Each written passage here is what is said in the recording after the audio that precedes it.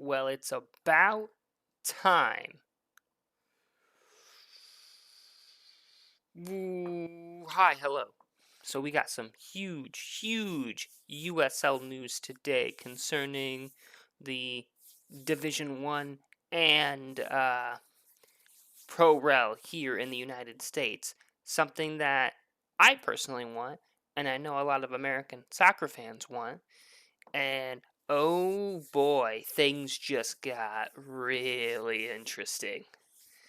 Oh yeah, it's gonna get crazy. So as we all know, well, at least here in the States, we know the USL, the United Soccer League, has been pushing for pro rel in the US, in the American soccer sphere, pyramid, whatever you want to call it, for years. And they've slowly been building up momentum for it over seasons. They've been doing different things. And so today, as of March 18th, there was a vote. And this vote was for pro rel in the USL. This is a huge thing for American soccer. This is probably the best thing, the thing that is needed to grow soccer in America, because the Americanization of MLS, it's not getting attention by American soccer fans. It's not, or I should say, by American sports fans. The MLS is the MLS. It's not gonna change. It is what it is. I would be very surprised if the MLS even did anything to do pro rel. I doubt they will. They do their own thing. Uh, I actually would be more surprised if they didn't try to step in and like block the USL in some way or try to push the USL out. But we'll see how that goes. Anyway, I'm not really going to talk about the MLS too much today. It's all about the USL. I got the Legion shirt on. We're getting into it. So we got an article to look at here.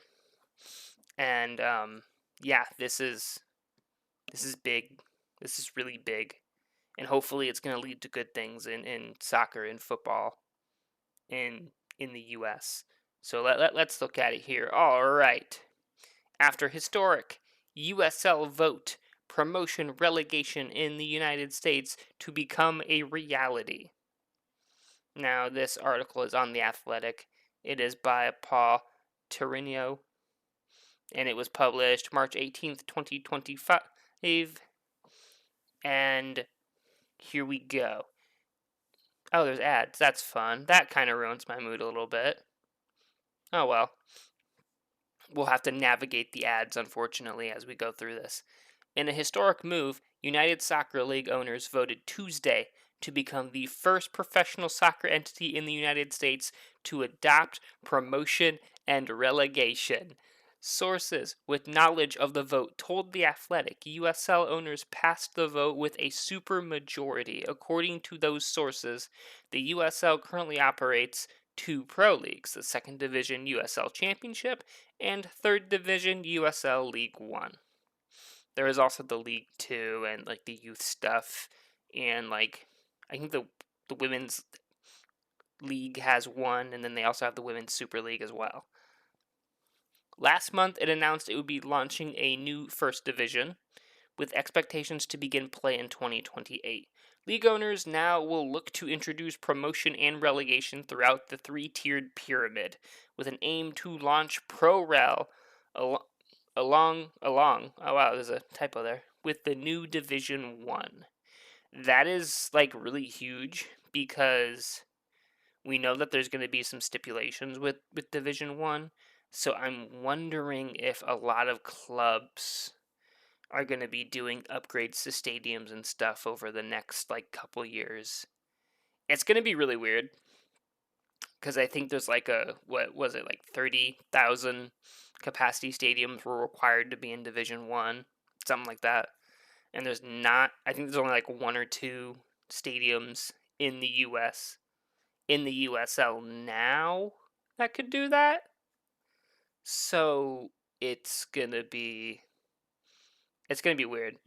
It's gonna be really weird. I wonder how they're gonna curb that a little bit. They're gonna have to some extent, I would think. The pro rel system is used commonly throughout the world. In leagues that utilize promotion and relegation, teams that finish at the bottom of the table move down to the division directly beneath their league, while teams that finish atop the lower divisions move up. This is the standard for most leagues.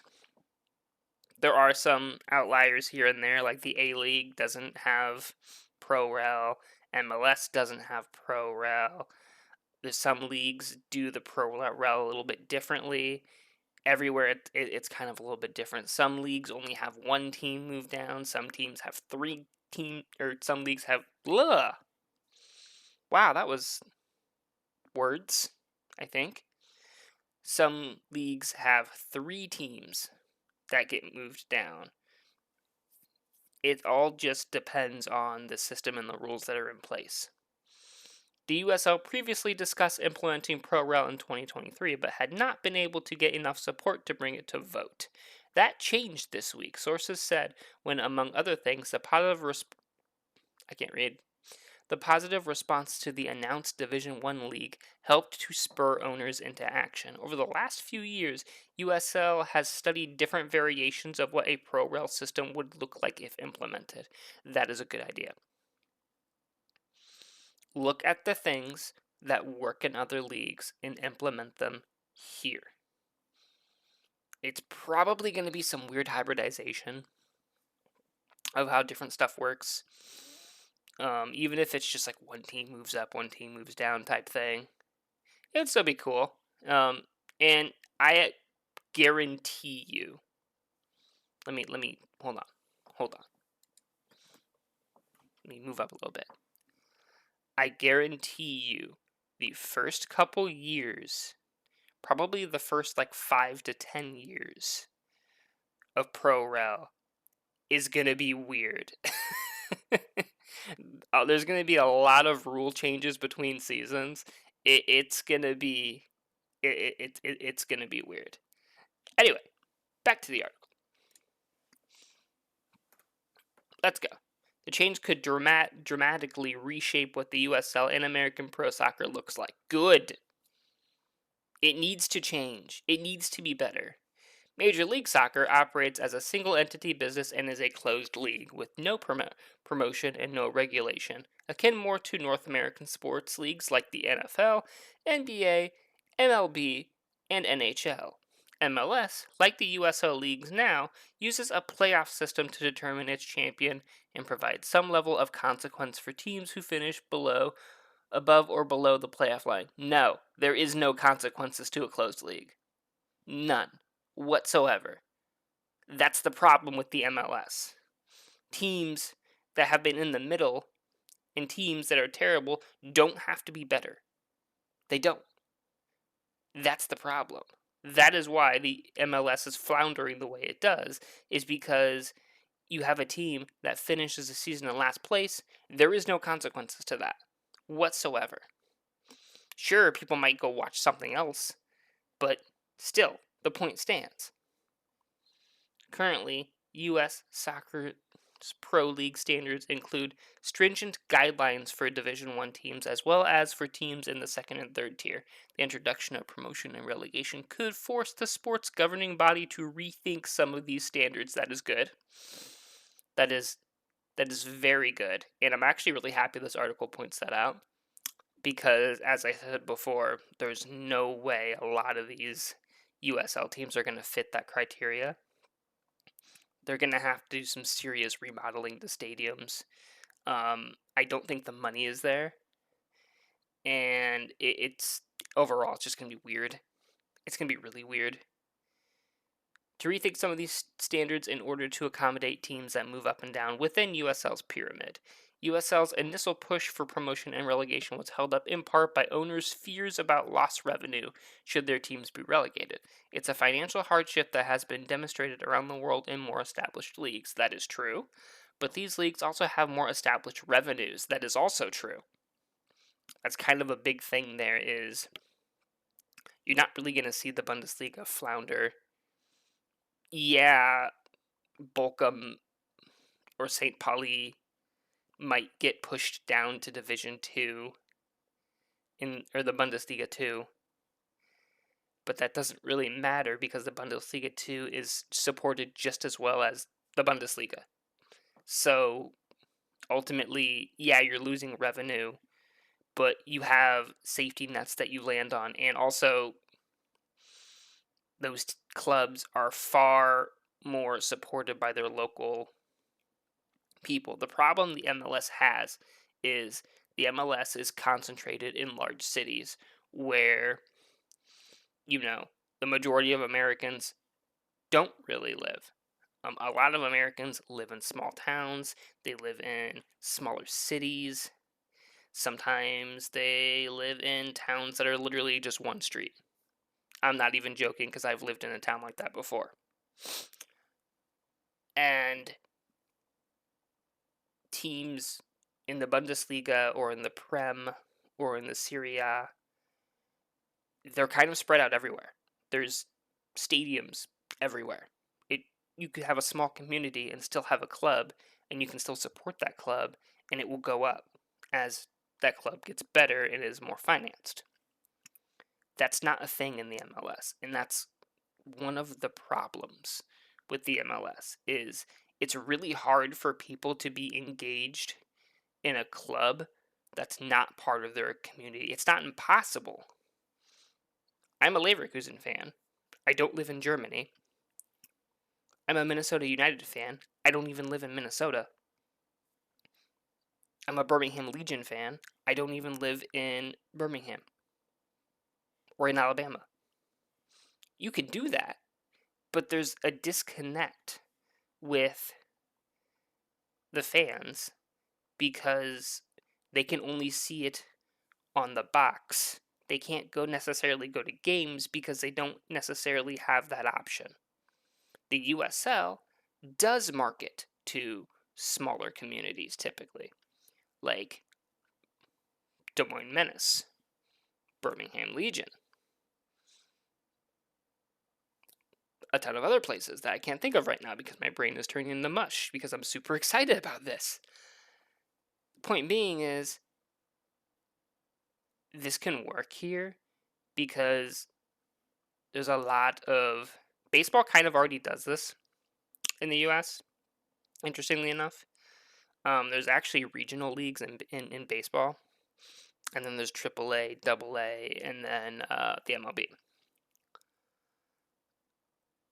There's no relegation. There's no pro-rel in baseball, obviously. But there's that support structure that's already there. So, we know it works in the US. It works with baseball. It can definitely work with soccer. USL relies almost exclusively on game day revenue, including ticketing and concessions as well as local sponsorship deals. Those are less likely to be impacted in the short and middle term as USL implements ProRel.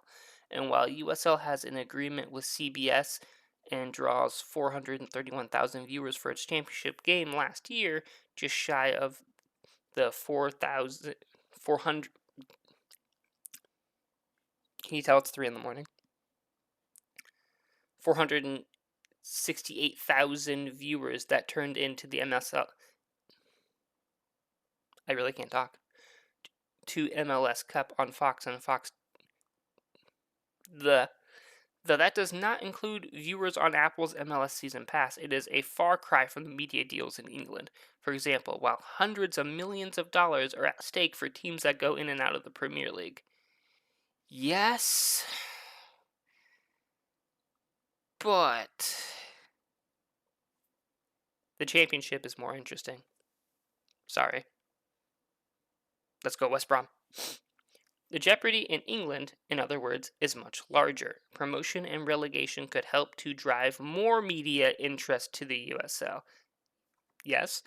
However, for USL leaders, that meant more potential upside in introducing a system that is used around the world, and one for which a sector of American fans have clamored for years. Me, I'm one of those people.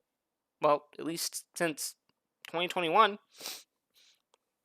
Shows like Welcome to Wrexham and Ted Lasso have introduced the romantic side of promotion and relegation to a wider group of sports fans in recent years. That is also true. Now fans of USL clubs will have the chance to follow pro rel stories in their own backyard. Yes! I want you to understand something. The best way. I don't really need the article anymore.